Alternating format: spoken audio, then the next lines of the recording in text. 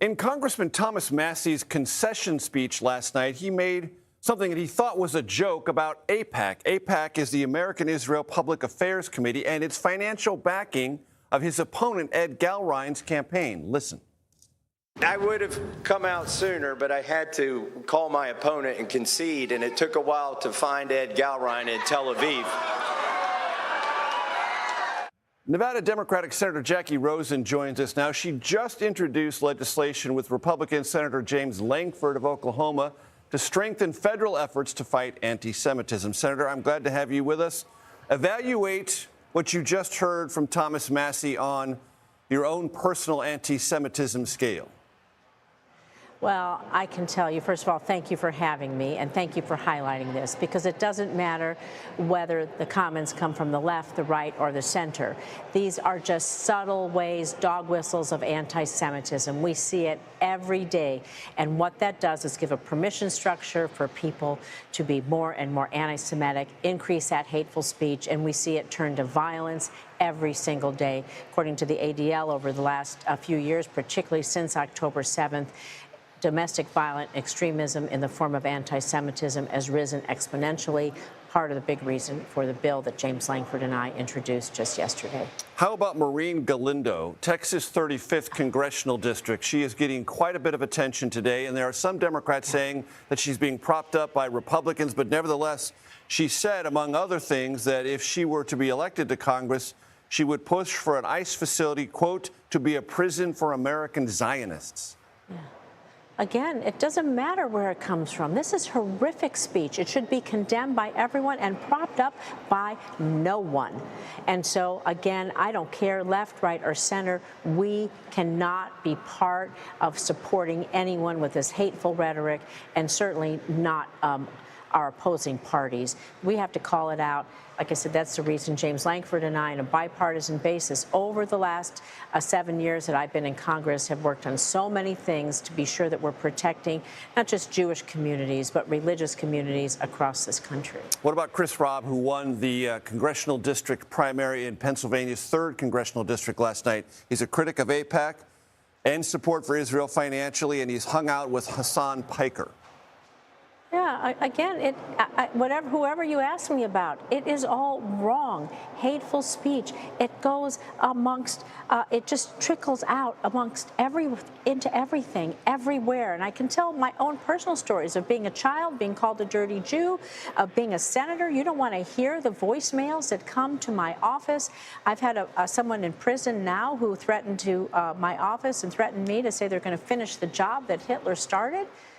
But instead of backing down, we need to stand up and fight harder to protect not just the Jewish community for anti-Semitism, but Jews are just the canary in the coal mine. All forms of hate.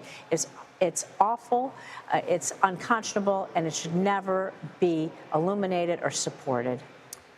And what your legislation would seek to do is protect college students, also Jewish centers of religious observance, and create an online tracking mechanism. What's about the online tracking mechanism you and Senator Lankford want? And so this is a coordinated federal response in 3 areas. Like you said, college campuses where our kids are getting it, our houses of worship, not just Jewish institutions. We saw, sadly, what happened in San Diego just a few days ago, the Islamic Center. This is all houses of worship and support our law enforcement to protect vulnerable communities. And the online platforms, we know that they can really foment hate. So what we're asking for, large platforms, more than 50 million people subscribed, that they will report to us what they're doing to track anti-Semitism, how they're stopping it, how they're stopping people from going down that rabbit hole where we protect free speech, but then when it turns to violence or inciting violence or going past, wanting to put people in internment camps, wanting to finish what Hitler started, you can go ahead and name that. That isn't protected speech. So we want to see what they're doing, have them report to us, and maybe that will be insightful of what the platforms have to do overall and what we may or may not be able to legislate. Senator, a couple of things that are right before the body currently. A question about some $1 billion in possible funding for the president's ballroom. Also, this creation of an anti-weaponization fund Though I know many Democrats, perhaps yourself included, might call it a slush fund for Trump supporters. What is the status of those two, and what are you going to do about them? Well, I'll just tell you this, $1 billion for a ballroom, billionaires are going to eat on gold plates when people can't even put gas in their car or buy their groceries or pay their rent. It's ridiculous. We didn't need a ballroom. Trump destroyed history in the East Wing, and he did it again like everything else. He doesn't care about the rules. He doesn't care about a Constitution or authorities. And then the I think it's 1776, almost nearly $1.8 billion of a slush fund. No oversight for the president to decide basically who he's going to give away billions of dollars of the taxpayer money to, number one.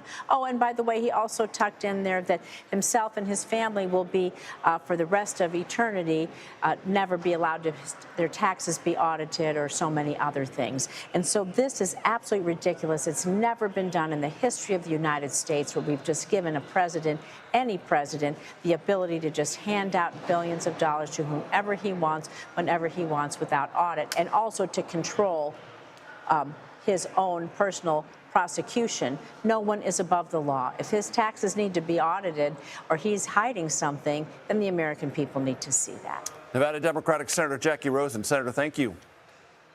Thank you for having me.